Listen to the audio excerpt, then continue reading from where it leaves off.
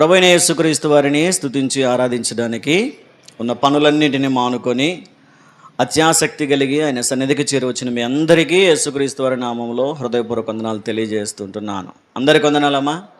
అయా పురుషులందరికీ వందనాలు. అందరు బాగున్నారమ్మా? క్షేమంగా ఉన్నారా? సంతోషంగా ఉన్నారా? ఆరోగ్యంగా ఉన్నారా? స్తోత్రం చేద్దాం ఒకసారి. హల్లెలూయా, హల్లెలూయా. రైట్. పోయిన వారం ఏ వాక్యం నాకు గుర్తుంది? ఎవరికైనా చెప్తారా? మన ఇల్లు ఎలా ఉంది? వేటితో నింపబడి ఉంది. గుర్తుందా? ఎన్ని చెప్పాను? ఏ విధంగా మనం ఉండకూడదో చెప్తారా? మన ఇల్లు ఎలా ఉండకూడదో చెప్పండి. మొదటిగా కపటముతో నింపబడిన ఇల్లుగా ఉండకూడదు. రెండవదిగా దోపుడు సొమ్ముతో నింపబడిన ఇల్లుగా ఉండకూడదు. మూడవదిగా భక్తిహీనుల ఇంటి వలె ఉండకూడదు. మరి ఏముండాలి? రక్షణ పొందిన ఇల్లుగా, సువాసన కలిగిన ఇంటిగా, ఆశీర్వదించబడిన ఇంటిగా మనం ఉండాలి. మంచిది. జ్ఞాపకం ఉంచుకుని మీ అందరికీ మరొకసారి నా హృదయపూర్వక వందనాలు తెలియజేస్తుంటున్నాను. ఈరోజు కూడా చాలా చక్కటి వాక్య సందేశం ద్వారా మిమ్మల్ని ధైర్యపరిచి బలపరచాలని దేవుని ఆత్మ ద్వారా ప్రేరేపించబడి ఈ వాక్య సందేశం ద్వారా దేవుడు మనందరితో మాట్లాడులాగున మనము కూడా శ్రద్ధగా వినగలిగితే దేవుడు ఈ వాక్య సందేశం ద్వారా మనతో మాట్లాడతారు. ఎంతమంది వినడానికి సిద్ధంగా ఉన్నారు? చేతులు చూపించండి ఒకసారి. కొన్ని చేతులు లేవట్లేదు, టైంపాస్కి వచ్చినట్టుగా. రైట్. 2 చేతులు ఎత్తిన వాళ్ళకి 2 వందనాలు. దింపేమా? చాలా రైట్. వినండి. యోబును గూర్చినటువంటి దేవుడిచ్చిన సాక్ష్యాన్ని గురించి మనం చదువుకున్నాం. చదవబడిన ఈ లేఖన భాగాన్ని మరొకసారి మనం చదవగలిగితే యోబు గ్రంథము 1వ అధ్యాయము 8-9 వచనాలు చదువుదాం ఒకసారి. అందుకు యెహోవా, నీవు నా సేవకుడైన యోబు సంగతి ఆలోచించితివా? అతడు యథార్థవర్తనుడును న్యాయవంతుడునై దేవుని యందు భయభక్తులు కలిగి చెడుతనమును విసర్జించినవాడు, భూమి మీద అతని వంటి వాడు ఎవడునూ లేడు. చాలు. ఇక్కడ దేవుడు మాట్లాడుతూ ఎవరితో మాట్లాడుతున్నాడు? యెహోవాతోనా? సైతాన్తో. సైతానా సాతానా? సైతాను కాదు. సైతాన్ అంటే హిందీ, సాతాను అంటే తెలుగు. సైతాన్ అంటారు, హిందీలో అంటారు. సాతానుడు ఒకరోజు పరలోకానికి వెళ్ళాడంట. సాతానుకి ఎంట్రీ ఉంటుందా పరలోకంలో? మనకందరికి దేవుడు ఎంట్రీ ఇచ్చినట్టే. మనమందరము దేవదూతల వలె జీవించాలనుకుంటాం, కానీ మనలో కొందరు అపవాదులు కూడా వచ్చారు. ఎవరేమి ఇబ్బంది పడొద్దండి, ఎవరేమి మనసు నొచ్చుకోవద్దండి. పరలోకంలో ఒకరోజు ఒక చిన్న మీటింగ్ జరుగుతుంది. దేవుడు దూతలందరినీ పిలిచి కూర్చోబెట్టుకొని ఏదో కొంత మాట్లాడుకుంటూ కూర్చున్నారు. ఏ విషయాన్ని కూర్చో తెలియదు, కానీ ఒక చిన్న సభ జరుగుతూ ఉందంట. దేవదూతలు ఎక్కడెక్కడ ఉన్న వాళ్ళందరూ వచ్చారు ఆ సభకి. ఆ సభకి వస్తున్నటువంటి దేవుని దూతలతో పాటు సాతానుడు కూడా ఎంట్రీ ఇచ్చాడు. వారి మధ్యలో వచ్చి కూర్చున్నాడంట. దేవుని దూతలంటేనే తెల్లగా నిగనిగలాడుతూ ఉంటాయి మనలాగా. సాతాను ఎట్లుంటుంది? ఆ దేవదూతల మధ్యలో నల్లగా ఉంటుంది, కాకిలాగా. అంతేనా? సాతాన్ అంటేనే నలుపు అనుకునేరు, నలుపు అంటేనే సాతాన్ అనుకునేరు. జస్ట్ సాదృశ్యానికి ఆ పరలోకములో ఆ తేజస్సు కలిగిన, మహా తేజస్సు కలిగిన ఆ ప్రాంతంలో, ఆ పరలోకములో ఒక చిన్న మచ్చ కనిపిస్తూ ఉంది. సాతానుడు అంతమంది దేవదూతల మధ్యలో కూడా కనిపిస్తూ ఉంటే దేవుడు వాడిని చూసేటంటే, ఒరే నువ్వెక్కడి నుంచి వచ్చావురా, నువ్వెప్పుడు వచ్చావురా, నువ్వెందుకు వచ్చావురా అని అడుగుతూ ఉంటే వాడు అంటాడు, ఇదిగో ప్రభువా, నేను భూలోకంలో అటు ఇటు తిరుగుతూ పరలోకానికి వచ్చేసాను నీ దగ్గరికి అంటే, దేవుడు అంటాడు, మరి ఎలా ఉంది భూలోకం అంతా? బాగానే ఉందని అడగట్లేదు. జీడిపి ఎలా ఉంది, జిఎస్టీ ఎలా ఉంది అని అడగట్లేదు. ఏమడుగుతున్నాడు? నీవు నా దాసుడైన యోబు సంగతి ఆలోచించావా? యోబు ఎలాంటి వాడో తెలుసా? యోబు ఎంత భక్తిపరుడో, ఎంత యథార్థవంతుడో, ఎంత న్యాయవంతుడో యోబును గురించి నువ్వు ఆలోచించావా అంటూ ఉంటే సాతానుడు ఒక మాట అన్నాడు, మంచిదేనయ్యా, యోబు చాలా మంచివాడే, భక్తుడే, చాలా ప్రార్థనాపరుడే, చాలా యథార్థవంతుడే, న్యాయవంతుడే. కానీ ఏం ఊరకనే ఉన్నాడా యథార్థంగా? ఏం ఊరకనే భక్తి చేస్తున్నాడా? నువ్వు ఆయన్ని కాపాడుతున్నావు గనుక నీ కొరకు భక్తి చేస్తూ ఉన్నాడు. ఒకసారి నువ్వు ఆయన దగ్గర ఉన్న కాపుదలను తొలగించు, నేను ఎలా ప్రార్థన చేస్తాడో, నీకు ఎలా మొక్కుతాడో నేను చూస్తాను అంటాడు అపవాది. ఈరోజు ఒకవేళ ఇంత సాహసం దేవుడు మన పట్ల చేయగలుగుతాడా? మనల్ని చూపిస్తూ సాతానుతో అనగలడా? పలానా ఆమెతో నువ్వు నన్ను తిట్టించగలవా అని ఛాలెంజ్ చేయగలడా దేవుడు? ఆలోచన చేయండి. ఎందుకంటే దేవునికి మన మీద నమ్మకం లేదు. మనం దేవుని నమ్మడం గొప్ప విషయం కాదు. ఏమంట? దేవుడు మనల్ని నమ్మడం గొప్ప విషయం. ఈరోజు చేరవచ్చిన మనలో ఎంతమంది చెప్పగలుగుతాం దేవుడు నన్ను నమ్మగలడు అని? దేవుడు నా మీద విశ్వాసముతో ఏదైనా చేయగలడు అని నా మీద దేవునికి నమ్మకం ఉంది, ఆ విధంగా నేను జీవించగలుగుతాను అని మనం ఆ భక్తిని, ఆ భరోసాను కలిగి జీవిస్తే దేవుని వాక్యం తెలియజేస్తుంది మనము దేవుని వారసులం అని. సరే, ఏదేమైనాను సరే, అపవాదితో ఛాలెంజ్ చేసినటువంటి దేవుడు, అపవాది కూడా దేవునితో ఒక మాట అంటాడు. ఏం ఊరకనే ఉన్నాడా భక్తి కలిగి? ఆయన చుట్టూ ఏం వేసాడంట? 10వ వాక్యం చదవండి. నీవు అతనికిని, అతని ఇంటి వారికిని, అతనికి కలిగిన సమస్తమునకును చుట్టూ కంచె వేసిదివి కదా. దేని కొరకు భక్తి చేస్తున్నాడు అనుకున్నావు? దేని కొరకు యథార్థంగా ఉన్నాడు అనుకున్నావు? దేని కొరకు న్యాయంగా ప్రవర్తిస్తూ తన కుటుంబం అంతా నీ మీద ఆధారపడి ఎందుకు బ్రతుకుతున్నారంటే కారణం నీవు వారి కుటుంబం చుట్టూ కంచె వేసి ఉన్నావు గనక. హల్లెలూయా, హల్లెలూయా. ఈరోజు మనం కూడా యథార్థంగా జీవించగలిగితే, న్యాయము కలిగి జీవించగలిగితే, అబద్ధమునకు దూరముగా జీవించగలిగితే, దేవుని మీద ఆధారపడగలిగితే దేవుడు మన ఇంటి చుట్టూ కంచె వేస్తాడని దేవుని వాక్యం తెలియజేస్తూ ఉంది. కూర్చోబెట్టండి అమ్మా, కూర్చోబెట్టండి. రైట్. ఏదేమైనా యోబు ఇంటి చుట్టూ ఏముందంట? దేనితో కంచె వేశాడు? ఎప్పుడైనా చదివారా? ఎప్పుడైనా విన్నారా? రక్షణతోనా?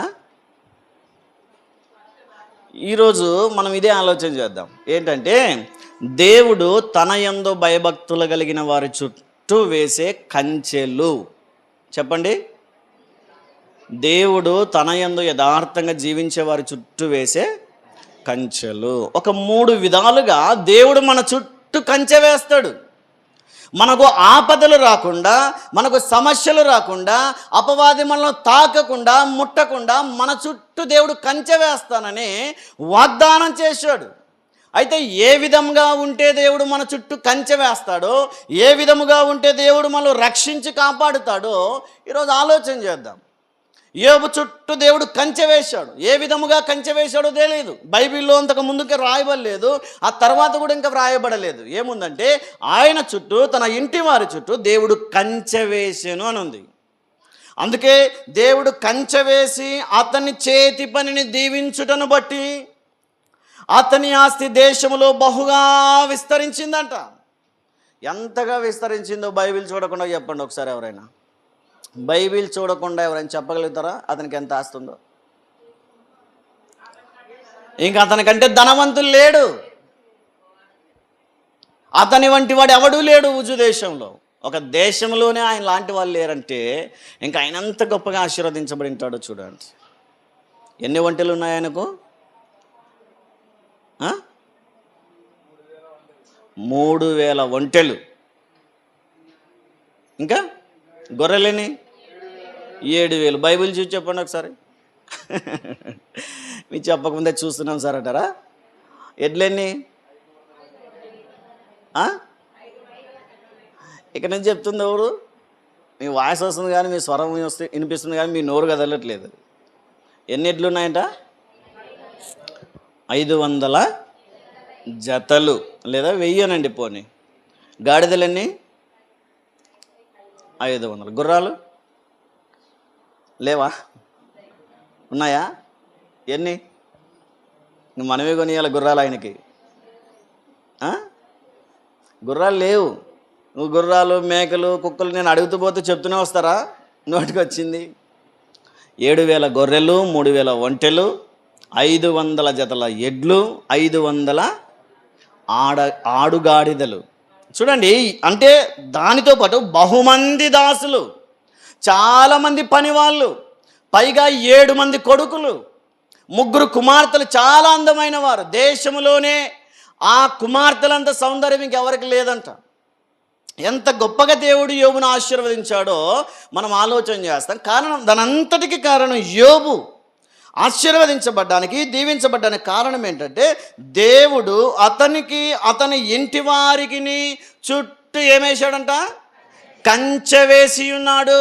ఈరోజు యోబు ఇంటి చుట్టూ వేసిన కంచె మన ఇంటి చుట్టూ కూడా దేవుడు వేయునుగాక.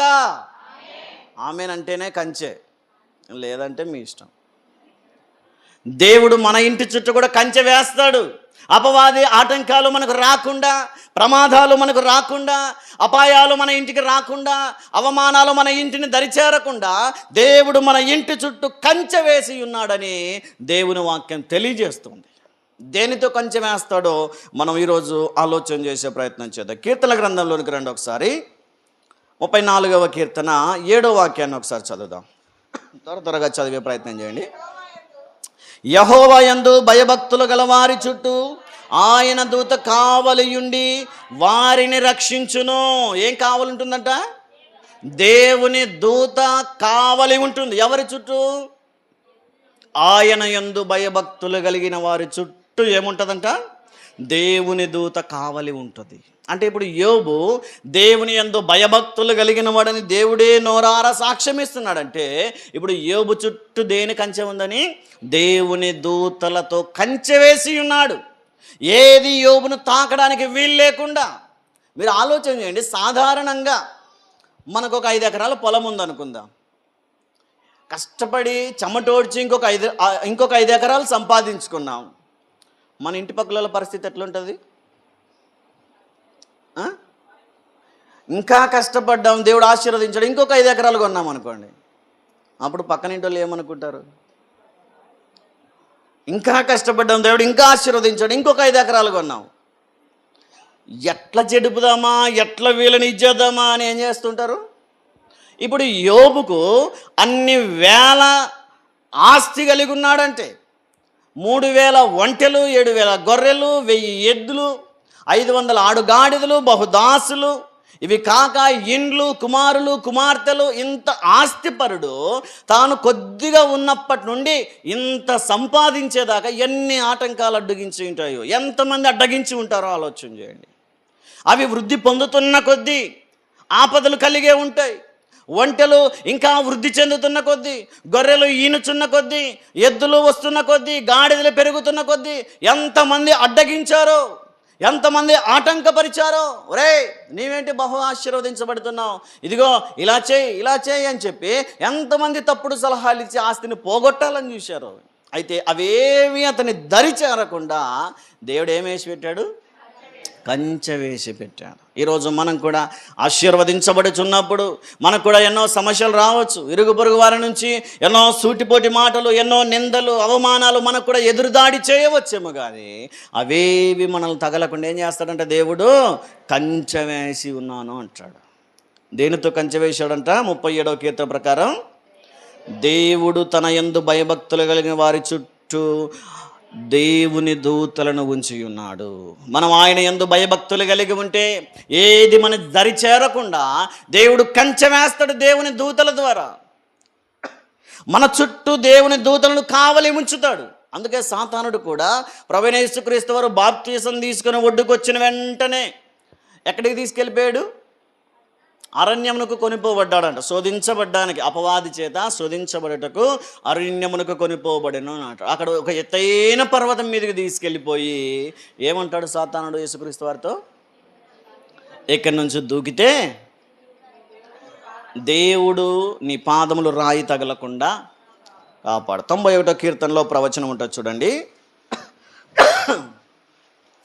91వ కీర్తన చదవడం 7వ వాక్యమా 12వ వచనం చదువుదాం. నీ పాదములకు రాయి తగలకుండా వారు నిన్ను తమ చేతుల మీద ఎత్తి పట్టుకుందురు. ఇక్కడ చూడండి, నీ పాదములు రాయి తగలక ముందే, నీ పాదములకు రాయి తగలక ముందే దేవుడు తన దూతలను పంపించి నీకు కావలి ఉంచుతాడు అంటాడు. ఇంకా ఏ ప్రమాదాలలో నుంచో చూస్తాం చూడండి. 5వ వాక్యం నుంచి మనం చదువుదాం. రాత్రివేళ కలుగు భయమునకైనను, పగటి వేళ ఎగురు బాణమునకైనను, చీకటిలో సంచరించు తెగులనకైనను, మధ్యాహ్నమందు పాడు చేయు రోగమునకైనను నీవు భయపడకుందువు. నీ ప్రక్కను 1000 మంది పడినను, నీ కుడి ప్రక్కను 10,000 మంది కూలినను అపాయము నీ యొద్దకు రాదు. 10వ వచనం చదువుదాం. నీకు అపాయమేమీ రాదు, ఏ తెగులునో నీ గుడారమును సమీపించదు. హల్లెలూయా, హల్లెలూయా. ఏ గుడారము, ఏ తెగులు నీ గుడారమును సమీపించడానికి వీలు లేకుండా దేవుడు కాపాడతాడు. మరి ఎన్నో తెగుళ్ళు మా గుడారంలోనికి వస్తున్నాయి కదా సార్ అంటే ఏంటి దాని అర్థం? మనము తన యందు భయభక్తులు కలిగి లేమని, అంతేనా?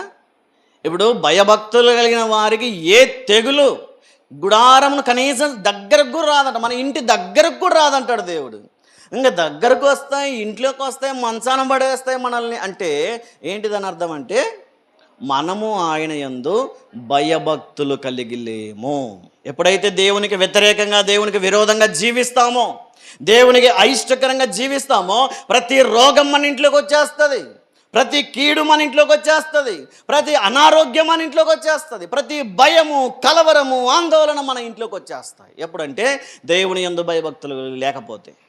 అదే దేవుని యందు భయభక్తులు కలిగి ఉంటే కనీసం వాటిని గేటు కూడా దాటనివ్వని అంటాడు దేవుడు. ఈరోజు నీ ఇంటిలోనికి ఆ అపాయము రావాలన్నా నీ చేతుల్లోనే పెట్టాడు దేవుడు, రాకుండా నియంత్రించుకోవాలన్నా మన చేతుల్లోనే పెట్టాడు దేవుడు. ఆదికాండం 19వ అధ్యాయంలో నీతిమంతుడైన లోతును గూర్చినటువంటి వాక్యాన్ని మనం చూస్తాం చూడండి. ఆదికాండము 19వ అధ్యాయము 4వ వాక్యం నుంచి ఒకసారి చదువుదాం.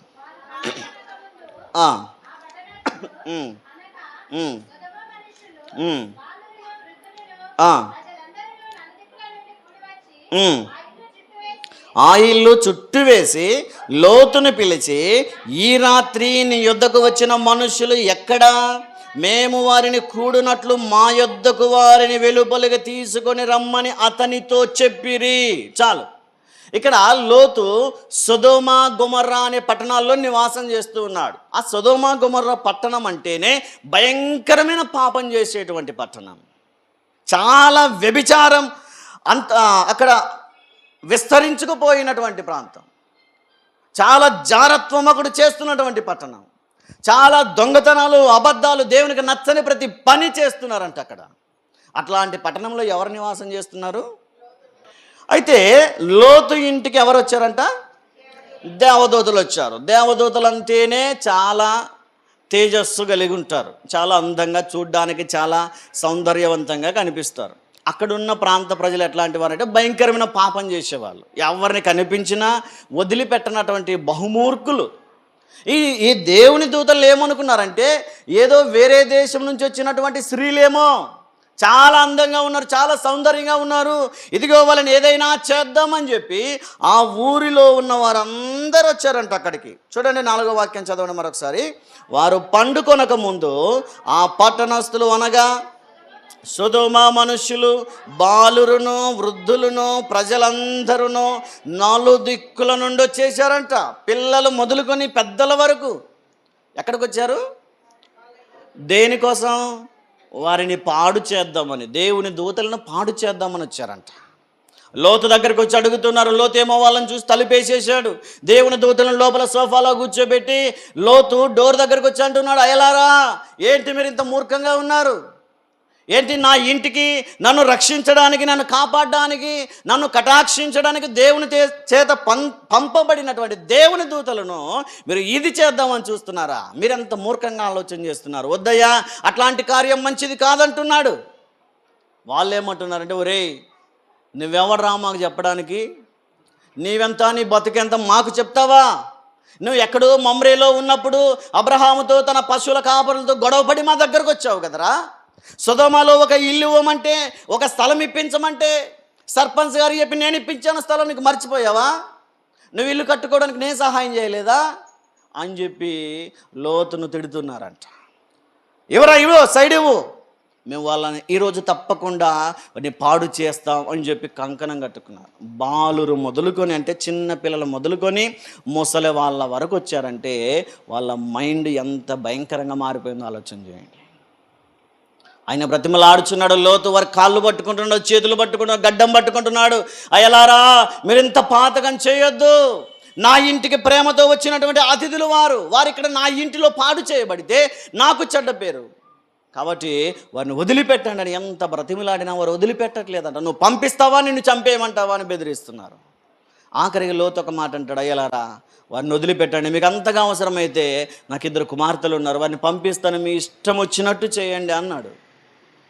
ఆ మాట అంటే కూడా ఆ సొదొమ పట్టణం అసలు కరగట్లేదు, వారు తగ్గట్లేదు, వెనక్కి తగ్గట్లేదు. అందుకే లోతు బ్రతిమలాడడం ఎవరు చూశారంటే లోపల ఉన్నటువంటి దేవుని దూతలు చూసి ఆ డోర్ దగ్గరకు వచ్చి చేతులు పట్టుకొని లోపలికి పిలిచి డోర్ వేసేసారంట. డోర్ వేస్తే వెంటనే అక్కడ ఉన్న వాళ్ళందరికీ డోర్ కనిపించకుండా పోయిందంట. ఏమైంది? వాకిలి కనిపించట్లేదంట. ఎప్పుడైతే ఈ దేవదూతలు లోతును లోపలికి లాగి డోర్ వేసేసారో, కిటికీలు వేసేసారో, వెంటనే ఏమైందో తెలియదు కానీ అక్కడున్న వారందరికీ మొబ్బొచ్చిందంట. కళ్ళు కనిపించకుండా పోయాయంట. వారు చూస్తూ ఉన్నాడు, ఒరే ఇప్పుడు నా కళ్ళ ముందు కనిపించింది ఈ వాకిలి, మళ్ళీ కనిపించట్లేదేంట్రా, ఒరే తలుపు కనిపించట్లేదేంటి, ఒరే నీకు కనిపించిందంటే నాకు కూడా కనిపించలేదండి అంటాడు ఇంకొకడు. ఆ ఇంటి చుట్టూ వారు తిరిగి చూడండి, ఒకసారి 11వ వాక్యం చదవండి. అప్పుడు వారు పిన్నలు మొదలుకొని పెద్దల వరకు ఆ ఇంటి ద్వారము దగ్గరనున్న వారికి కనుమబ్బు కలుగజేయగా వారు ద్వారము కనుగొనలేక విసిగిరి. హల్లెలూయా, హల్లెలూయా. ఆ ద్వారం ఎక్కడో కన్ను పెట్టడానికే వారికి సమయం సరిపోయిందంట. ఏదో చేద్దామని వచ్చినటువంటి వాళ్ళు లోతుకు కీడు చేద్దాం, లోతుకు అపాయం చేద్దామని వచ్చి దేవుని దూతలను పాడు చేద్దామని వచ్చినటువంటి తప్పుడు ఆలోచనలతో వచ్చినటువంటి సొదొమ గొమొర్రా ప్రజలకు కళ్ళ మబ్బు కలుగజేశాడంట దేవుడు. ఆ ఇంటి చుట్టూ తిరుగుతున్నారు కానీ ఇంటిలోనికి వెళ్ళడానికి వీలు లేకుండా ఆపేశాడు దేవుడు. ఇందాక కీర్తనకారుడు 91లో అన్నాడు కదా, ఏ అపాయము నీ గుడారమును సమీపించదు. నీ ఇంటి దగ్గరకు వస్తుందేమో, నీ ఇంటి చుట్టూ తిరుగుతుందేమో కానీ లోపలికి రావడానికి వీల్లేదు. దానికి దేవుడు కంచె వేసి ఉన్నాడు. నీ ఇంటి చుట్టూ దేవుడు దూతలను కావలి ఉంచాడు కనుక అది బయటే తిరగాల్సిందే కానీ లోపలికి రావడానికి వీల్లేదంటాడు దేవుడు. అటువంటి కాపుదల, అటువంటి కంచె మనకు కావాలంటే ఏం చేయాలంట? దేవుని యందు భయభక్తులు కలిగి ఉండాలి. ఏం పని లేదు, సింపుల్గా ఆయన యందు భయము కలిగి భక్తి కలిగి జీవిస్తే ఏ అపాయము రాదంటాడు దేవుడు. ఆయన దూతలను పంపించి ఎన్నో సందర్భాల్లో అద్భుతములు చేశాడు దేవుడు. సింహాల బోనులో వేయబడినప్పుడు దానియేలు దగ్గరికి ఏ సింహం కొరికి చంపేస్తుందేమో అని ఎదురు చూస్తూ ఉన్నారంట నెబుకద్నెజరు గారు. అక్కడ ఉన్నటువంటి సైనికులు, అక్కడ ఉన్నటువంటి మనుషులందరూ ఎదురు చూస్తూ ఉన్నారు. నెబుకద్నెజరుకు ప్రార్థన చేయకుండా నీ దేవునికి ప్రార్థన చేస్తావని కక్ష కట్టి దానియేలుని తీసుకుపోయి ఎక్కడేశారు? సింహాల బోనులో వేస్తే ఆ సింహాలు మంచి ఆకలి మీద ఉన్నాయంట. చాలా రోజుల నుంచి భోజనం పెట్టకుండా పెంచుతున్నారు. ఎందుకంటే ఇట్లాంటి వాడు ఎవడో ఒకడు వస్తే, ఏదో కేసు వస్తే తీసుకెళ్లి దాంట్లో పడేద్దాం, వాటి ఆకలి తీరుద్దాం అని చెప్పి చాలా రోజులు వాటికి అన్నం పెట్టకుండా పెట్టారు. సింహాలు మంచి ఆకలి మీద ఉన్నాయి. ఈలోపు ఎవరు దొరికారు? దానియేలు గారు దొరికారు. తీసుకెళ్ళిపోయి ఈడ్చుకొని పోయి సింహాల గుహలో వేస్తే పొద్దున దాకా కనీసం టచ్ చేయలేదంట ఆయన. ఏం జరిగిందో తెలుసా? చూడండి, దానియేలు గ్రంథంలోకి రండి ఒకసారి. 6వ అధ్యాయము 22వ వచనం చదువుదాం.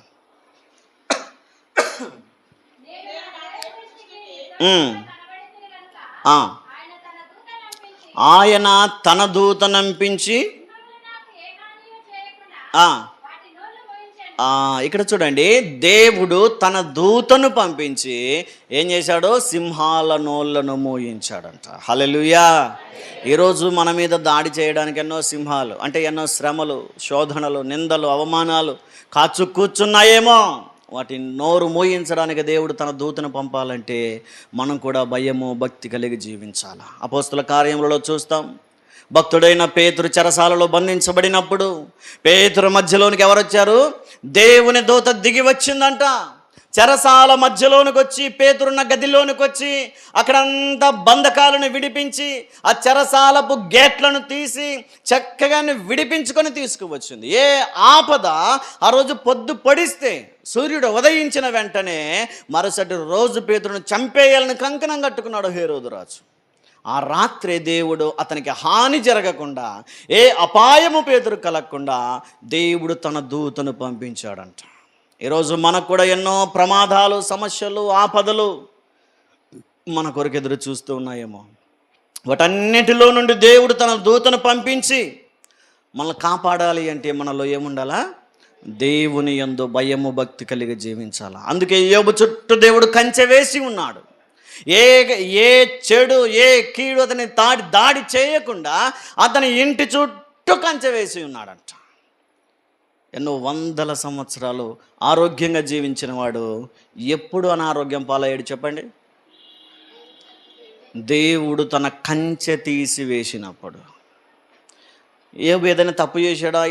ఏబు ఏదైనా దేవునికి వ్యతిరేకంగా జీవించాడంటే లేదు. కనీసం మాటలో కూడా పొరపాటు చేయలేదంట యోబు. తన కన్నులతో నిబంధన చేసుకున్నాడు కన్యకను చూడనని. అంత నీతిగా, యథార్థంగా, పరిశుద్ధంగా జీవించినటువంటి యోబు అనారోగ్యము పాలు కావడానికి, ఆస్తిలో నష్టం కలగడానికి కారణం దేవుడు తన కంచె తీసివేశాడు. బై గాడ్స్ గ్రేస్ అది అతన్ని ఆశీర్వదించడానికే.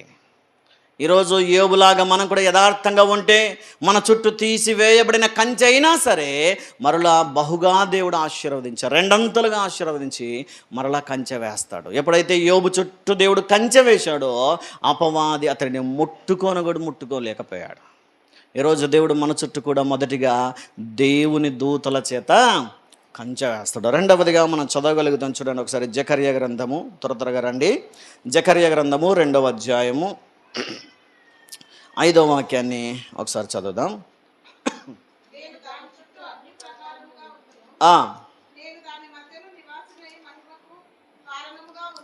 చాలు, ఇక్కడ చూడండి. దేవుడు మాట్లాడుతూ అంటాడు, యెరూషలేము పట్టణము చుట్టూ ఎలా ఉంటాడంట? అగ్నివలే ప్రాకారముగా ఉంటాడంట. యెరూషలేము పట్టణం అంటేనే దేవుడు కోరిన స్థానం, దేవుని సన్నతికి సాదృశ్యం, దేవుని మహిమకు, దేవుని కృపకు, దేవుని ఆశీర్వాదానికి, దేవుని తేజస్సుకు, దేవుని ప్రసన్నతకు సాదృశ్యంగా మనకు కనిపిస్తుంది. పరిశుద్ధతకు సాదృశ్యంగా దేవుని మందిరం కట్టబడిన యెరూషలేము మనకు కనిపిస్తూ ఉంది.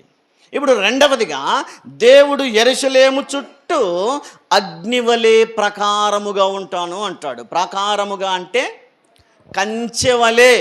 ఆ యెరూషలేము చుట్టూ అగ్నిలాగా ఎలాగైతే కాపలా ఉంటానంటాడో, కంచె వేస్తానంటాడో, ప్రాకారములలో ఉంటానంటాడో, ఈరోజు మనము కూడా ఆయన యందు భయభక్తులు కలిగి జీవిస్తే మన చుట్టూ కూడా దేనితో కంచె వేస్తాడు? రెండవదిగా అగ్నితో కంచె వేస్తానని దేవుడు మాట ఇస్తూ ఉంటున్నాడు. మనం చూడగలిగితే రాజుల గ్రంథంలో భక్తుడైన ఎలీషా గారి జీవితంలో మనం చూస్తాం. చూడండి ఒకసారి 2వ రాజుల గ్రంథము 6వ అధ్యాయము 8వ వాక్యాన్ని చదువుదాం.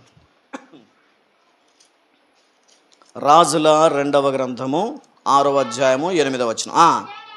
సిరియా రాజు ఇశ్రాయేలుతో యుద్ధము చేయవలనని కోరి తన సేవకులతో ఆలోచన చేసి ఫలాని స్థలమందు మన దండుపేట ఉంచుదామని చెప్పాను. చాలు, అందరూ తలలపై కదనమ్మా. ఒక చిన్న ఈ కథ చిన్నగా మీకు అర్థమయ్యేటట్టు చెప్తాను. సిరియాను ఏం పేరు చెప్పండి? చదివి చెప్పండి.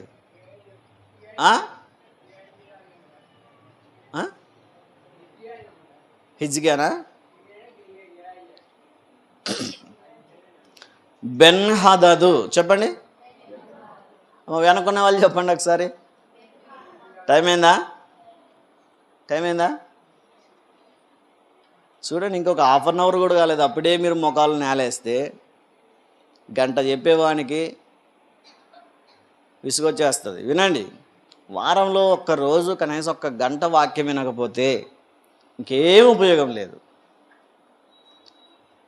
బెన్హదదు, సిరియా రాజు పేరు ఏం పేరు? బెన్హదదు. ఆయన ఏం ఆలోచన చేశారంటే ఇశ్రాయేలీయుల మీదకి యుద్ధానికి వెళ్దాం. యుద్ధానికి వెళ్తే చెప్పి వెళ్తే వాళ్ళు సిద్ధపడి ఉంటారు కాబట్టి చెప్పకుండా సైలెంట్గా వెళ్ళిపోయి వారి మీద దాడి చేద్దామని చెప్పి అక్కడున్న సైనికులందరినీ కూర్చోబెట్టుకొని ఆలోచన చేశాడు. అయ్యా ఎక్కడ దాడి చేద్దామంటే, ఇదిగో వారుంటున్నటువంటి ప్రాంతానికి ఒక 10 కిలోమీటర్ల దూరంలో ఒక కొండ ఉంది, అక్కడ మనము కాపు కాసి ఉందామని చెప్పాడంట. రేపు వారు ఇదే దారిలోనే వస్తారు కనుక ఆ 10వ కిలోమీటర్ దగ్గర మనం కాపలా ఉంటే అక్కడికి రాగానే చంపేద్దాం అందరిని, రాజును సైనికులను సైన్యం అంతటిని చంపేద్దామని ప్లాన్ వేశారు. కానీ ఏం జరిగిందంటే, వారు మాట్లాడుకున్నటువంటి సంగతి ఇశ్రాయేలులో ఉన్నటువంటి ఎవరికి తెలిసింది? దైవజనుడైన ఎలీషా గారికి తెలిసింది. దేవుడు తన ఆత్మతో అతన్ని ప్రేరేపించి బోధించాడు. ఇదిగో పలానా చోట ఆపద ఉంది, నువ్వు వెళ్ళి రాజుతో చెప్పాల్సిందిగా అని తెలియజేస్తున్నట్టు ఆ ఎలీషా వెళ్ళి రాజుకు చెప్తున్నాడు. అక్కడికి వెళ్లకుండా ఆయన బాగా జాగ్రత్త పడుతున్నాడు. వాళ్ళు ఏమనుకున్నారంటే, ఏంట్రా వస్తాడన్నారు, కాపలా కాశాం, దాడి చేద్దాం అనుకున్నాం, ఏమైపోయింది రాలేదు వాళ్ళు అంటే, ఏమో తెలియదండి, ఇంకో ప్లాన్ వేద్దామని చెప్పి ఒక 2 రోజుల తర్వాత ఇంకో ప్లాన్ వేశారంట. ఇదిగో ఇప్పుడు ఈ రోడ్డుకి వస్తారు కదా, అక్కడ ఒక 5 కిలోమీటర్ల దగ్గర ఒక కొండ ఉంది, ఆ కొండ దగ్గర కాపు కాసి ఉందామన్నారు. ఈలోపు మరి ఏం జరిగింది, వారి ప్లాన్ అంతా దేవుడు ఎలీషాకి చెప్పాడు. ఎలీషా రాజుకు చెప్తే మళ్ళా వెళ్లకుండా జాగ్రత్త పడ్డాడు. ఇంకొక ప్లాన్ వేశాడు, ఈసారి పెసరాయి రోడ్డుకి ఉందాం. ఎక్కడ? పెసరాయి రోడ్డుకి జిందాల్ దగ్గర కాపలా కాద్దాం, అక్కడికి రాగానే చంపేద్దాం ప్లాన్ వేశారు. యాజ్ ఇట్ ఈజ్గా మళ్ళీ ఏం జరిగింది, మళ్ళా దేవుడు ఎలీషాకి చెప్పడం, ఎలీషా రాజుకు చెప్పడం, రాజు పోకుండా వెళ్లకుండా జాగ్రత్త పడ్డాం. ఈ విషయాలన్నీ చూసి సిరియా రాజు అయిన బెన్హదదు కోపం వచ్చింది. ఏంట్రా ఎన్ని ప్లాన్ చేసాం, ఎన్ని ప్రణాళికలు చేస్తూ ఉన్నాం, ఈ రోడ్డుకి వెళ్తే చంపేద్దామని కాపు కాస్తే రాలేదు, ఈ రోడ్డుకి వెళ్ళినప్పుడు చంపేద్దామని కాపు కాసినా రాలేదు, ఈ రోడ్డుకి వెళ్ళినప్పుడు చంపేద్దామని కాపు కాసినా రాలేదు. ఏమైపోయింది, మన సీక్రెట్స్ అన్నీ తీసుకెళ్ళి చెప్పేవాడు ఎవడో ఉన్నాడు, వాడిని ఎవడో పట్టించి వాడిని చంపేద్దాం తీసుకురండి అని చెప్తే సైనికుల్లో ఒకడు అన్నాడు, అయ్యా ఎవరో మన వాళ్ళు చెప్పట్లేదు కానీ వారు నమ్ముకున్నటువంటి దేవుడు ఇక్కడ మాట్లాడుకుంటున్న విషయాలన్నీ ఎలీషా అనే దైవజనుడికి చెప్తున్నాడు కనుక ఆ ఎలీషా అనే దైవజనుడు రాజుకు చెప్పి జాగ్రత్త పడుతున్నాడు ప్రాణ నష్టం కలగకుండా. అంటే ఈ సిరియా రాజు బెన్హదద్ ఏం ప్లాన్ చేశాడంటే, ముందు ఏం చేద్దాం, రాజు కంటే ముందు ఎవరిని చంపేయాలా, ఎలీషాని చంపేసామనుకో తర్వాత చెప్పేవాడు ఎవడు ఉండడు, తర్వాత మనం ఏం ప్లాన్ చేసినా సక్సెస్ అవుతుందని మొదట వెళ్ళి ఆ దైవజనుడిని ఎత్తుకొని రాకుండా అని చెప్పాడంట. ఎవరిని ఎత్తుకురావాలా? అమ్మా ఇంట్రెస్ట్ ఉందా లేదు చెప్పండి. నిద్రపోతున్న వాళ్ళ స్తోత్రం చెప్పండి ఒకసారి, హల్లెలూయా. ఎవరిని చంపేయాలి మొదటిగా? రాజుని. తర్వాత మొదటి ఎవరిని? నాలాంటి దైవ సేవకుని చంపేద్దాం, ఆ తర్వాత రాజు కథ చూద్దామని చెప్పి రాజు ఈయన ఎక్కడున్నాడు ఎలీషా గారు అంటే ఒక పర్వతం మీద, ఒక కొండ మీద ఉన్నాడు. ఆ పట్టణములో దోతాను అనే ప్రాంతంలో ఒక కొండ, ఒక పర్వతం ఉంటే ఆ పర్వతం మీద ఉంటున్నాడు. ఆయన శిష్యులు ఉన్నారు, చక్కగా ఉన్నారు. ఈయన ఏం చేశాడు, సిరియా రాజు రాత్రి వేళ ఆ దైవజనుడిని పట్టుకొని రండి, బంధించి తీసుకొని రండి అని చెప్పి సైనికుల్ని గుర్రాల్ని పంపించాడు. చాలామందిని పంపించాడు, కత్తులు కడ్యాలు బల్లెం పట్టుకొని తీసుకొచ్చేశారు. వచ్చి ఆ కొండ చుట్టూ కావలా ఉన్నారంట. ఏం చేద్దామంటే అక్కడ దాకా వెళ్ళడం ఎందుకు, పొద్దు ఒడిస్తే కిందికి వస్తాడు కదా, కిందికి వచ్చినోడిని పట్టుకుపోదాం, పైకి ఎవరు ఎక్కుతారులే అని కింద కాపలా ఉంటే ఆయనకి ఈ విషయం తెలీదు. మరేమో దేవుడు అన్ని విషయాలు చెప్పి దేవుడు ఇది చెప్పలేదేమో, కానీ అప్పటికే ఆయన గ్రహించిన వాడిగా మనం చదువుతాం బైబిల్లో. ఏం జరిగిందంటే ఈలోపు పొద్దునే దైవజనుడి కంటే ముందు ఆ దైవజనుని దగ్గర పని చేసే ఒక పనివాడు లేచాడు. పొద్దున్న లేచి కన్నులు రుద్దుకుంటూ బయటకు వచ్చి చూస్తే ఎవరున్నారు? సైనికులు ఉన్నారట, సిరియా సైనికులు. సిరియా రాజు పంపించినటువంటి సైనికులు చాలామంది చంపడానికి సిద్ధంగా ఉంటే వారిని అందరిని చూసి భయపడిపోయాడు. భయపడిపోయి తన దైవజనం దగ్గరికి వెళ్ళి భయపడిపోతూ చెప్తూ ఉన్నాడు, అయ్యా ఏం చేద్దాం, ఏమైందిరా, ఏమైంది చెప్పు అంటే, మన చుట్టూ కావాల ఆ సిరియా సైనికులు ఉన్నారు, ఇదిగో మన కిందికి వెళ్తే చంపేస్తారేమో అని చెప్తూ ఉంటే దేవునికి ప్రార్థన చేస్తూ ఎలీషా భక్తుడు ఒక మాట అంటారు, ప్రభువా ఈ పనివాడి కళ్ళు తెరువు అంటాడు. అంటే కళ్ళు కనిపించవా వాడికి? అప్పటికి ఏమో కళ్ళు కనిపిస్తున్నాయా లేదా? కళ్ళు కనిపించందే వాళ్ళని చూస్తారా సిరియా సైనికుల్ని? కళ్ళు కనిపిస్తున్నాయి, బాగానే కనిపిస్తున్నాయి, కానీ అయినా ఎందుకో ఇంకా దైవజనుడు కన్నులు తెరవమని ప్రార్థన చేస్తున్నాడు. ప్రభువా, ఒక్కసారి నీ శక్తిని, నీ మహిమను చూసినట్లు వీడి కన్నులు తెరవమని ప్రార్థన చేసిన వెంటనే దేవుడు అని కన్నులు తెరిచాడంట. దేవుడు ఎప్పుడైతే ఆ పనివాడి కన్నులు తెరిచాడో, కన్నులు తెరిచి చూస్తే సిరియా సైనికులైతే చుట్టూ ఉన్నారు, కానీ వారికంటే బలమైన మనుషులు, బలమైన శత్రువుల కంటే బలమైనటువంటి సైన్యం సమూహములు అగ్ని చేత రథములు కలిగినటువంటి కంచుకోటగా ఉన్నారట వాళ్ళ చుట్టూ. అగ్నితో మనుషులు కంటికి కనిపించకుండా, మనుషులు ఎవ్వరు చూడకుండా ఆ సైనికుల చుట్టూ ఆ అగ్ని రథాల చేత నింపబడిందంట పర్వతం. ఎలీషా దగ్గరకు వెళ్ళాలి అంటే, ఈ పనివాడి దగ్గరికి వెళ్ళాలంటే ఈ మనుషులు కింద నుంచి ఆ పైదాకా వెళ్ళాలంటే ఎవరిని దాటుకుని వెళ్ళాలా? అగ్ని రథములను దాటుకుని వెళ్ళాలా? ఇప్పుడు ఆలోచన చేయండి. ఆ వ్యక్తి, ఆ దాసుడు చూసి ఆశ్చర్యపడిపోతాడు. ఇదేంటి, మన చుట్టూ సిరియా సైనికులు మాత్రమే ఉన్నారనుకున్నాము, అయితే మన చుట్టూ ఎవరున్నారంట? అగ్ని రథముల చేత, అగ్ని గుర్రముల చేత ఉన్నారని దేవుని వాక్యం తెలియజేస్తుంది. చూడండి ఒకసారి 6వ అధ్యాయము చదవండి అమ్మా.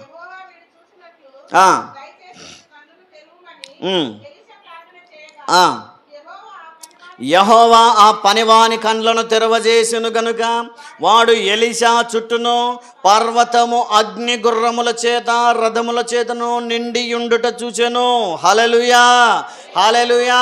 ఎలీషా చుట్టూ దేవుడు కంచె వేసి పెట్టాడు, అగ్నితో కంచె వేశాడు, అగ్ని రథములు అగ్ని గుర్రముల చేత కంచె వేసి పెట్టాడు. సిరియా సైనికులు చంపడానికని వచ్చిన పర్వతము కిందే నిలబడిపోవడానికి కారణం ఏంటంటే దేవుని కంచె కనిపించకుండా ఎలీషా చుట్టూ ఉంది. అందుకే ఎలీషా దగ్గరకు వెళ్ళకుండానే, ఎలీషాను టచ్ చేయకుండానే చంపుదామని వచ్చిన వాళ్ళు కళ్ళు పోగొట్టుకొని గుడ్డి వాళ్ళే మరలా తర్వాత బాగుపడి వెళ్ళిపోయారు. ఆలోచన చేయండి. ప్రాణాలతో ఎలీషా బ్రతికి బయటపడడానికి కారణం ఏంటంటే దేవుడు అగ్ని చేత కంచె వేసి ఉన్నాడు కనుక. ఈరోజు మనకు కూడా ఏ సమస్యలున్నా దేవుడు రెండవదిగా అగ్నితో మన చుట్టూ ఏం చేస్తానంటాడు? రాజైన నెబుకద్నెజరు కూడా ఒకసారి ఒక విగ్రహం చేయించి పెట్టాడు. ఒక ఎత్తైన విగ్రహం చేయించి పెట్టి ఈ దేశంలో ఉన్న వాళ్ళందరూ దానికి నమస్కారం చేయాల్సిందే అన్నాడు. నమస్కారం చేయకపోతే ఇదిగో అవన్నీ అగ్నిగుండంలో తీసుకెళ్ళి పడేయండి అన్నాడు. కానీ అక్కడ దేవుని యందు భయభక్తులు కలిగిన వారు ఉన్నారు. ఎవరు?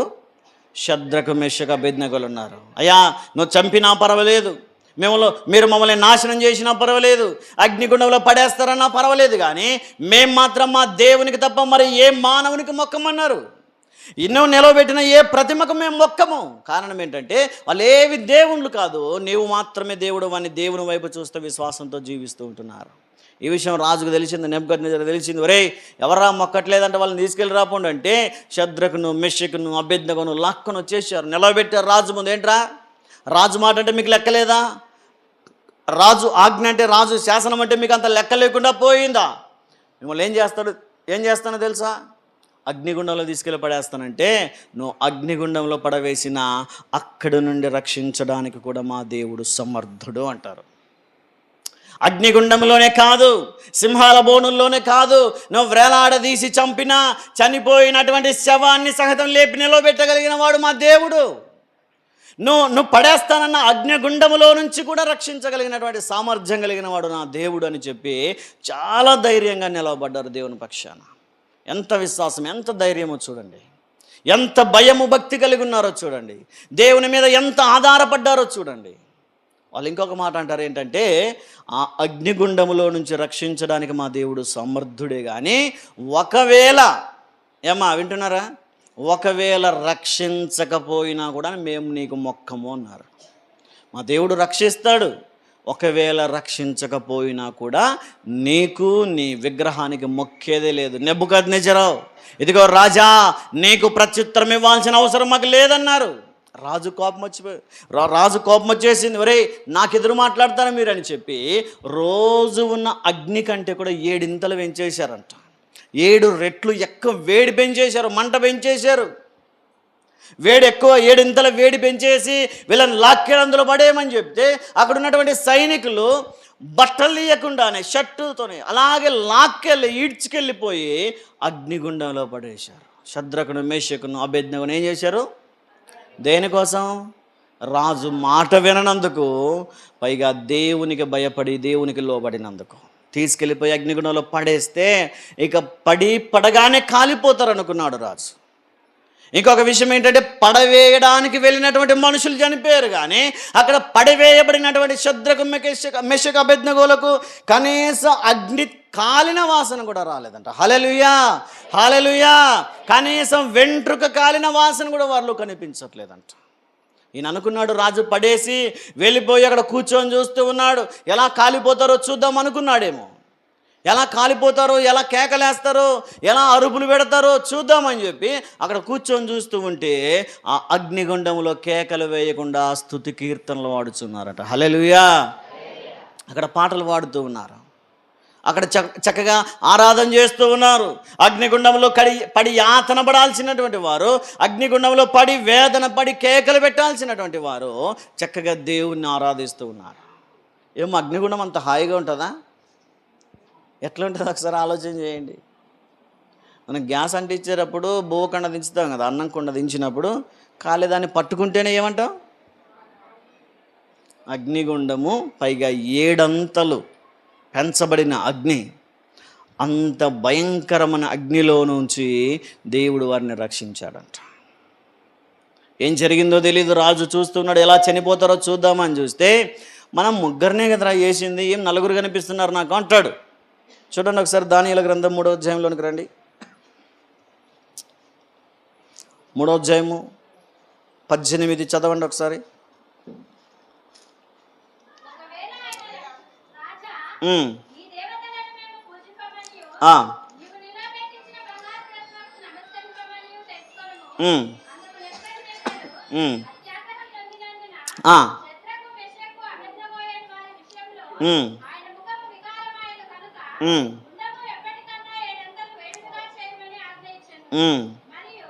24వ వాక్యం చదవండి అమ్మా ఒకసారి. రాజగు నెబుకద్నెజరు ఆశ్చర్యపడి తీవ్రముగా లేచి, మేము 3 మనుష్యులను బంధించి అగ్నిలో వేసితిమి కదా అని తన మంత్రులను అడిగెను. వారు, రాజా సత్యమే అని రాజుతో ప్రత్యుత్తరమిచ్చారు. ఒరే, మనం ఎంతమందిని వేసావురా అంటే 3 మరి నాకెందుకు 4 కనిపిస్తారంటాడు. చూడండి 25వ వచనంలో, అందుకు రాజు, నేను 4 మనుష్యులను బంధకములు లేక అగ్నిలో సంచరించుట చూచుచున్నాను, వారికి హాని ఏమీ కలగలేదు. 4వ వాని రూపము దేవతల రూపమును పోలినదని వారికి ప్రత్యుత్తరం ఇచ్చిరి. చూడండి, వారు ఎలా చనిపోతారో, ఎలా కేకలు వేస్తారో చూద్దామని రాజు వచ్చి కూర్చొని చూస్తూ ఉంటే 3 మనుషులు కాస్త 4గా కనిపించారంట. పైగా 4వ వాడిని చూస్తూ ఉంటే దేవతల వలె కనిపిస్తున్నాడు, దేవుని దూత వలె కనిపిస్తున్నాడు, ప్రకాశముగా కనిపిస్తున్నాడు. అతని చుట్టూ ఏదో అగ్ని ఉంది, ప్రకాశంగా తేజస్సు కలిగి ఆ అగ్నిగుండంలో సంచరించుచున్నాడంట. మనం ఆలోచన చేస్తే దేవుడే ఆకాశము నుండి తన దూతను పంపించి వారిని ఏం చేశాడు? కాపాడగలిగాడు. హల్లెలూయా, హల్లెలూయా. అగ్నిగుండములో నుంచి అగ్ని కంచెల వేసి దేవుడు వారిని ఏం చేశాడు? బయటికి తీసుకొచ్చేసాడంట. లోకములో ఉండే అగ్ని కంటే కూడా దేవుడు దిగి వచ్చి తన అగ్ని చేత వారికి కాపలా కాయించి పెట్టాడు. ఈరోజు ఆలోచన చేయండి. దేవుడు తన దూతను పంపించి షద్రకు మేషకు అబేద్నెగోలను తీసుకొచ్చిన తర్వాత రాజైన నెబుకద్నెజరు అంటాడు, ఇదిగో మీ దేవుడే నిజమైన దేవుడు అంటాడు, మీ దేవుడే సహాయము చేయగలిగిన సామర్థ్యం కలిగిన వాడు అంటాడు. ఒక దేశాన్ని పరిపాలిస్తున్న రాజు మనసును మార్చగలిగే విశ్వాసము వారిలో ఉంది. ఈరోజు మన చుట్టూ కూడా దేవుడు తన అగ్నితో కంచె వేయాలి అంటే, అగ్ని లాంటి శ్రమలలో నుంచి మనల్ని కూడా రక్షించాలి అంటే, మనం కూడా షద్రకు మెషకు అబేద్నెగోల వంటి రక్షణ విశ్వాసం కలిగి ఉండాలి. ఈరోజు మనం దేవుని యందు భయభక్తులే లేకుండా, దేవునికి లోబడకుండా జీవిస్తూనే దేవుడు నన్ను కాపాడాలా, నా కుటుంబాన్ని కాపాడుకోవాలంటే కాదు, కుదరదు. దేవుడు నీకు సహాయం చేయాలన్నా, కంచె వేయాలన్నా ఈరోజు దేవుని యందు నువ్వు భయభక్తులు కలిగి జీవించాలని దేవుని వాక్యం తెలియజేస్తూ ఉంది. అందుకే దేవుడు మొదటిగా ఏం చేస్తాడు? దేవుని తన దూతలతో కంచె వేస్తాడు. రెండవదిగా అగ్ని చేత కంచె వేస్తాడు. మూడవదిగా మనం చూసి ముగించే ప్రయత్నం చేద్దాం. చూడండి, నిర్గమకాండంలోనికి రండి ఒకసారి. 12వ అధ్యాయము 21వ వాక్యం చదువుదాం.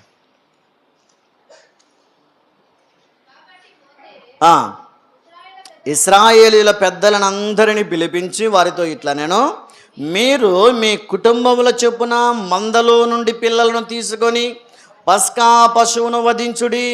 మరియు హిస్సోపు కుంచె తీసుకొని పల్లెములోనున్న రక్తములో దానిని ముంచి ద్వారబంధపు పైకమ్మికిని 2 నిలువు కమ్ములకును పల్లెములోని రక్తమును తాకింపవలెను. తరువాత మీలో ఎవరునూ ఉదయము వరకు తన ఇంటి ద్వారము నుండి బయలు వెళ్ళకూడదు.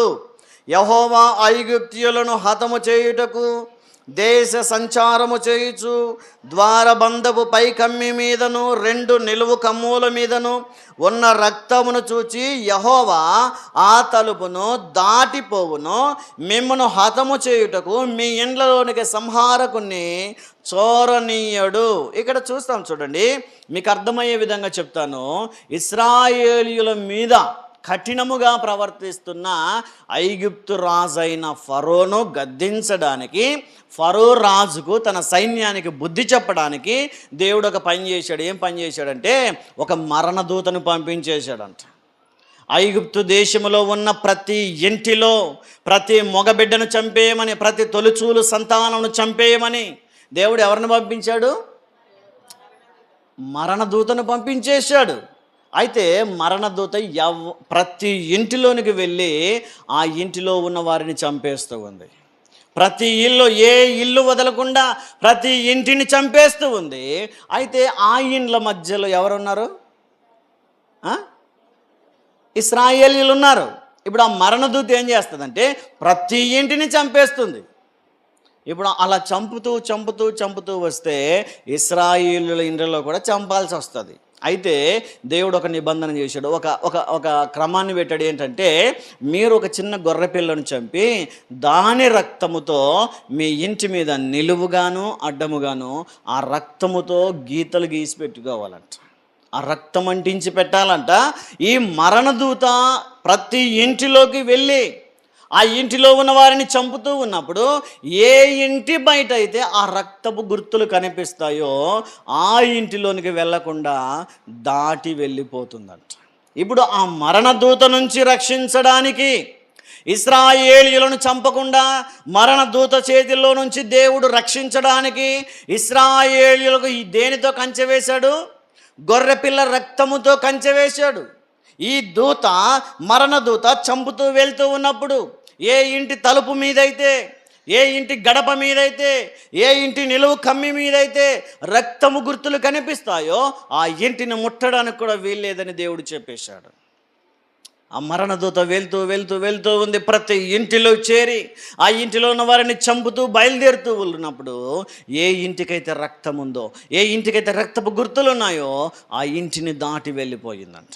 ఆ రోజు ఇశ్రాయేలీయులకు రక్తముతో, గొర్రెపిల్ల రక్తముతో కంచె వేసినటువంటి దేవుడు ఈ రోజుల్లో మనల్ని కూడా స్వయంగా తన రక్తముతో కంచె వేసి ఉన్నాడని దేవుని వాక్యం తెలియజేస్తోంది. ఆయన పరిశుద్ధమైన రక్తముతో కడగబడిన వారికి ఆయన రక్తమే ఒక కంచె వలె పనిచేస్తుంది. ఆ రక్తమే మనల్ని కాపాడుతూ ఉందని దేవుని వాక్యం తెలియజేస్తూ ఉంది. ఐగుప్తులో ఉన్నటువంటి ఫరోను, అతని దాసులను, అతని సైనికులను, అతని సైన్యములను అందరినీ చంపడానికి బయలుదేరినటువంటి దూత, మరణదూత ఎలాగైతే ఇశ్రాయేలును దాటి వెళ్ళిపోయిందో దేవుని చేత కడగబడిన వారమైన మనలందరినీ దాడి చేయడానికి ఒకడు మన మీదకి వస్తూ ఉన్నాడు. పేతురు పత్రికలో మనం చూస్తాం చూడండి. 1 పేతురు పత్రిక 5వ అధ్యాయం 8వ వాక్యం ఒకసారి చదివితే,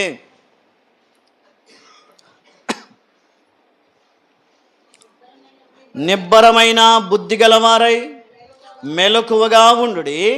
మీ విరోధి అయిన అపవాది గర్జించు సింహము వలె ఎవరిని మృంగుదునా అని వెతుకుచూ తిరుగుచున్నాడంట. ఎవరెవరిని పాడు చేద్దామని ఎవరు తిరుగుతున్నారు? మన విరోధి అయిన సాతానుడు, మన విరోధి అయిన అపవాది. ఎవరిని మృంగేద్దామా, ఏ కుటుంబాన్ని నాశనం చేద్దామా, ఏ కుటుంబాన్ని పాడు చేద్దామని చెప్పి అపవాది తిరుగుతూనే ఉన్నాడు. అయితే అపవాది మన మీద దాడి చేయకుండా దేవుడు తన రక్తముతో కంచె వేశాడు. ఆ రోజు ఇశ్రాయేలు ఇంటి మీద ఉన్నటువంటి ఆ ఎర్రటి రక్తము దేవుని రక్తానికి కూడా సాదృశ్యంగా మనకు కనిపిస్తూ ఉంది. యెహోషువ గ్రంథములో మనం చూడగలిగితే వేశ్యగా జీవించినటువంటి రాహాబు కూడా రక్షణ కలిగించినటువంటి ఎర్రటి దారమును గురించి మనం చూస్తాం. ఇశ్రాయేలీలలో నుంచి వేగులు చూడడానికి వచ్చినటువంటి ఆ పురుషులను రక్షించి కాపాడి దాచిపెట్టినందుకు ఆ భయంకరమైన యుద్ధంలో యెరికో పట్టణాన్ని నాశనం చేస్తున్నప్పుడు అన్ని ఇండ్లు నాశనం అయిపోతున్న ఒక రాహాబు ఇల్లు మాత్రమే నాశనం కాలేదు. రాహాబు ఇంటిలో ఉన్నవారు మాత్రమే హతం కాలేదు.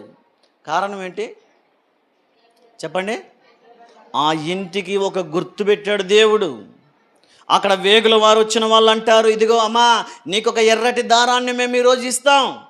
మేము ఒకానొక రోజు ఈ యెరికో పట్టణం మీదకి యుద్ధానికి వస్తాం. అయితే మేము యుద్ధానికి వచ్చినప్పుడు నీ ఇల్లు లేదో యెరికోలో ఉన్నటువంటి వారి ఇల్లు లేదో మాకు తెలీదు. కాబట్టి మేము గుర్తుపట్టడానికి నీ ఇంటి కిటికీకి ఎర్రని దారం కట్టి పెట్టుకో. ఏ ఇంటి కిటికీకి అయితే ఎర్రని దారం ఉంటుందో ఆ ఇంటిని మాత్రమే వదిలి ఆ పట్టణంలో ఉన్న ప్రతి ఇంటిని నాశనం చేస్తామన్నారు. అందుకే రాహాబు తన ఇంటికి ఎర్రటి దారాన్ని కట్టుకుంది. తన తల్లిదండ్రులను, అన్నదమ్ములను, రక్త సంబంధికులు అందరిని తీసుకొచ్చి ఇంట్లో కూర్చోబెట్టుకుంది. మీరు నమ్మండి, భయంకరమైన వధ జరిగింది ఆ రోజు. యెరికో పట్టణంలో తలలు తెగిపడిపోతున్నాయి, కాళ్ళు చేతులు తెగిపడిపోతున్నాయి, మొండెం వేరైపోతుంది, రక్తం ఏరులై పారుతుంది. కానీ అంత భయంకరమైన మహాయుద్ధంలో కూడా ఒకే ఒక స్త్రీ ప్రాణాలతో బయటపడింది. తాను, తన ఇంటివారు, తన రక్త సంబంధికులను, అన్నదమ్ములను, తన ఇంటి వారందరినీ రక్షించుకోవడానికి కారణం ఆ ఎర్రటి దారమే. ఆ ఎర్రటి దారమే దేవుని రక్తానికి సాదృశ్యంగా కనిపించింది. అందుకే ఆ ఇంటికి కంచెగా ఉన్న, ఆ ఇంటికి కాపలగా ఉన్న, ఆ ఇంటికి గుర్తుగా ఉన్న ఆ ఎర్రటి దారం ఏ విధంగా అయితే ఆ ఇల్లు బాగుపడడానికి, రక్షణ పొందడానికి సాదృశ్యంగా కనిపించిందో, ఐగుప్తులో ఉన్న ఇశ్రాయేలు రక్షణ పొందడానికి, చావకుండా సజీవులుగా ఉండడానికి ఆ గొర్రెపిల్ల రక్తం ఏ విధంగానైతే పనిచేసిందో, ఈరోజు అపవాది చేతిలో పతనం కాకుండా, అపవాది చేతిలో నాశనం కాకుండా మనం కూడా రక్షణ పొందడానికి ఏది పనిచేస్తుందో చెప్పండి? దేవుని రక్తము మనకు పనిచేస్తుంది. దేవుని రక్తం మన చుట్టూ కంచెవలే కాపాడి మనలో పరిశుద్ధపరుస్తుందని చెప్పి దేవుని వాక్యం తెలియజేస్తుంది. హెబ్రీ పత్రికలో మనం చదవగలుగుతాం. చూడండి ఒకసారి, హెబ్రీలకు రాసినటువంటి పత్రిక 9వ అధ్యాయము 14వ వాక్యాన్ని ఒకసారి చదువుదాం.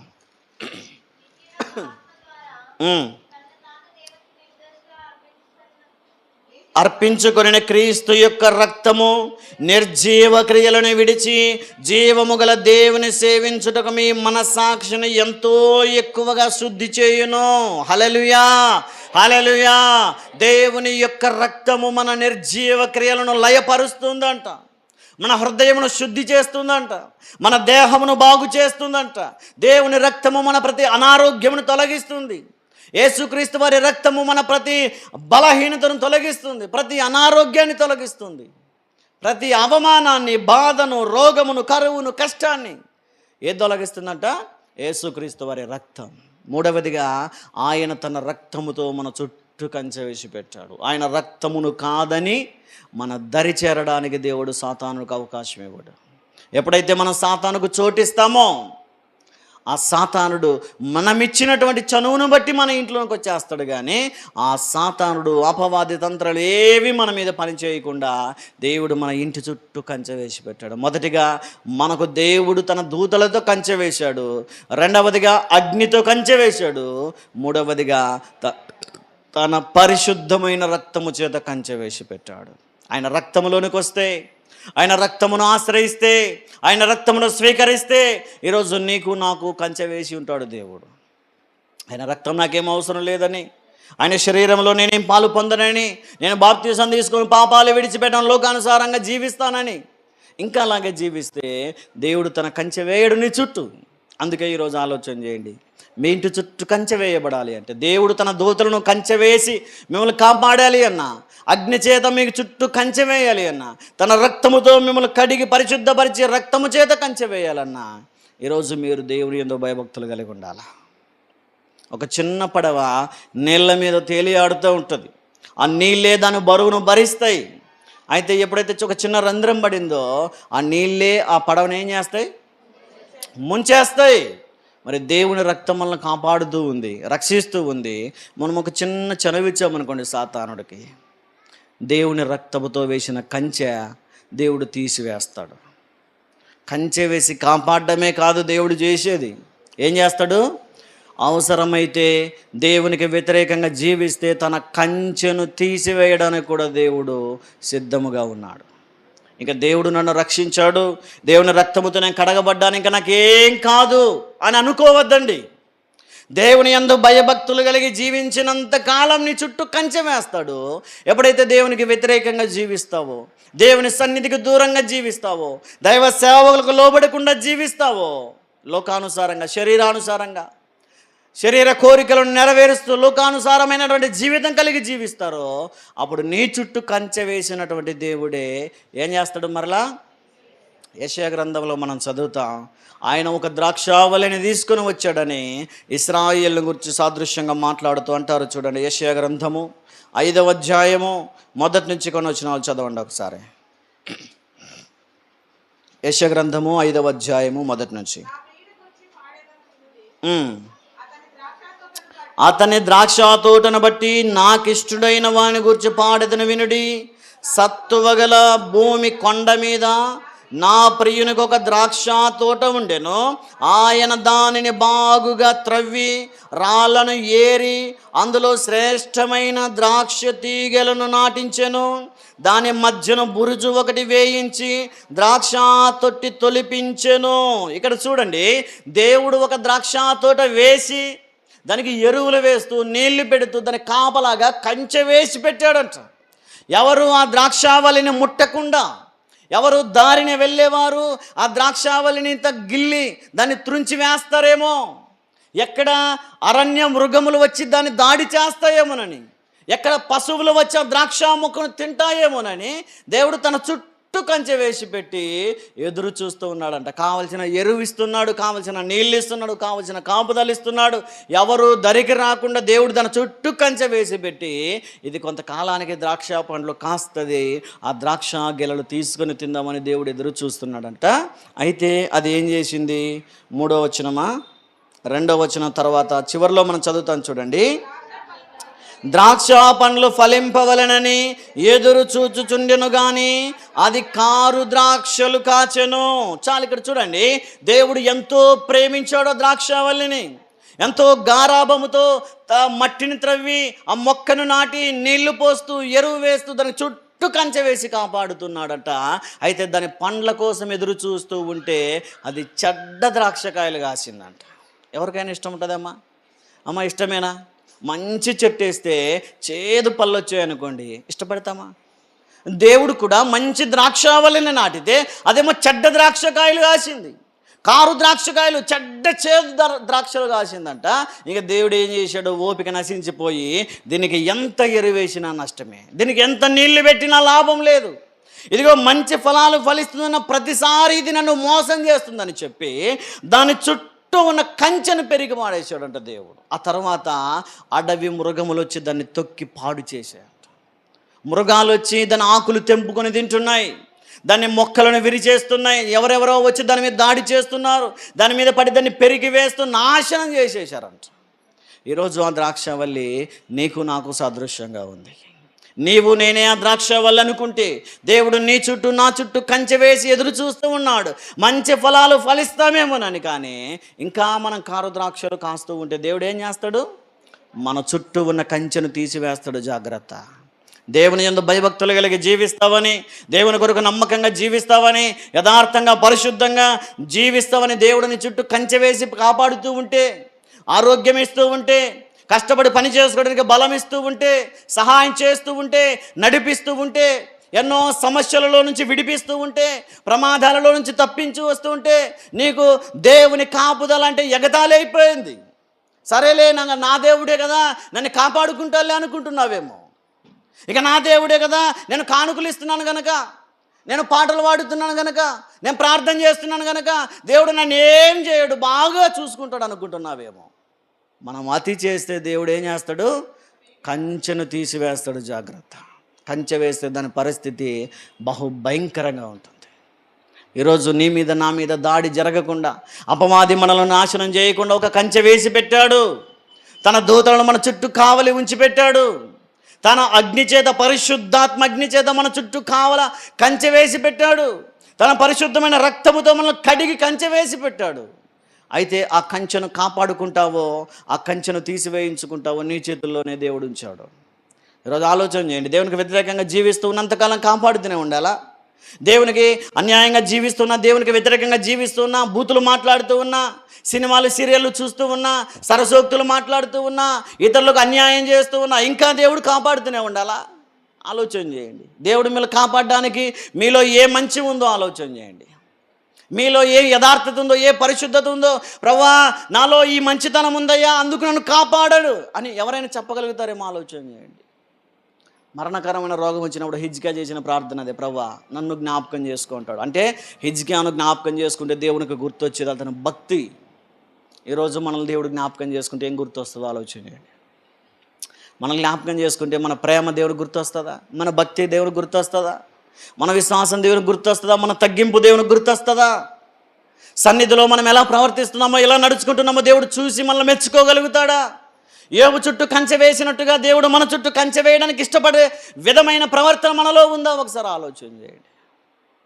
మనల్ని సరిచేసుకోకపోతే దేవుడు ఏం చేస్తాడంట? తన కంచెను తీసివేస్తాడు. జాగ్రత్త. ఏదో ఆదివారం వచ్చిపోయి ప్రార్థన చేసి వెళ్ళిపోయినంత మాత్రానికి దేవుడు కాపాడుతూ అనుకోవద్దండి. అది మన మూర్ఖత్వం అవుతుంది. ప్రార్థనకు వచ్చినప్పుడు మాత్రమే భక్తిగా నటించి ఇంటికి వెళ్ళిపోయిన తర్వాత ఎలా జీవించిన దేవుడిని కాపాడుతాడు అనుకోవద్దండి. అది మన మూర్ఖత్వం అవుతుంది. దేవుడు నిన్ను కాపాడాలి అంటే నీ ప్రతిఫలాన్ని దేవుడు చూసే విధంగా ఉండాలి. నీలో ప్రేమను, దీర్ఘశాంతమును, సమాధానం, దయాళుత్వాన్ని, క్షమించగుణాన్ని, తగ్గింపును దేవుడు నీలో చూసినప్పుడే నీ చుట్టూ కంచెను కాపాడుతాడు దేవుడు.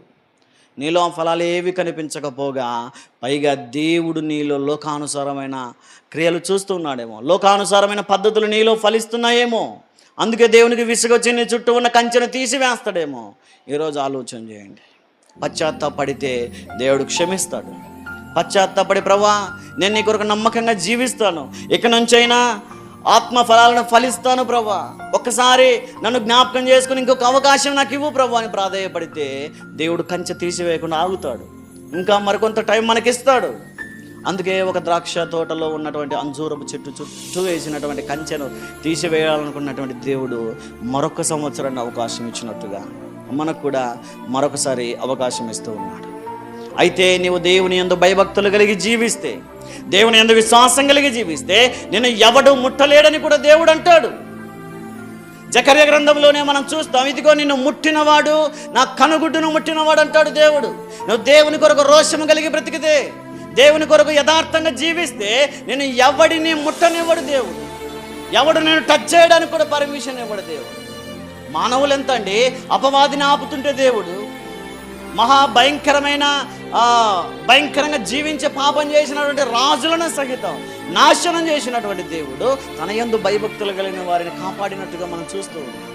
ఈరోజు ఆయన కొరకు నమ్మకంగా జీవిస్తే, ఆయన కొరకు పరిశుద్ధంగా జీవిస్తే ఎవడు మనం ముట్టడానికి వీలు లేదంటాడు దేవుడు. అందుకే యోబును గురించి దేవుడు మాట్లాడుతుంటాడు, సాతానుతో ఒక మాట అంటాడు, ఇదిగో అతని ఆస్తి అంతటిని నీకు అప్పగిస్తాను కానీ అతనికి హాని చేయడానికి నీకు వీలు ఇవ్వను అంటాడు దేవుడు.